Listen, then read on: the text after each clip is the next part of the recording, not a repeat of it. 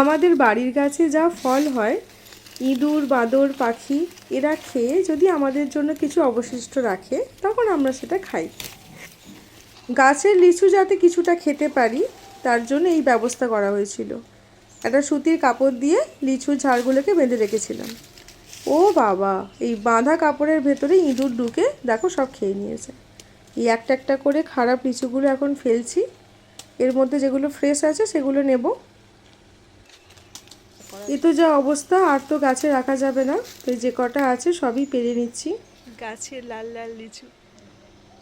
গাছ থেকে নিজের হাতে ফল পেড়ে খেতে আলাদাই মজা লাগে। আমি আর দিদি এসেছি এই লিচুটা পেড়ে এখনই খাবো। দেখতে তো খুব সুন্দর হয়েছে, খেয়ে দেখি কতটা মিষ্টি হয়েছে।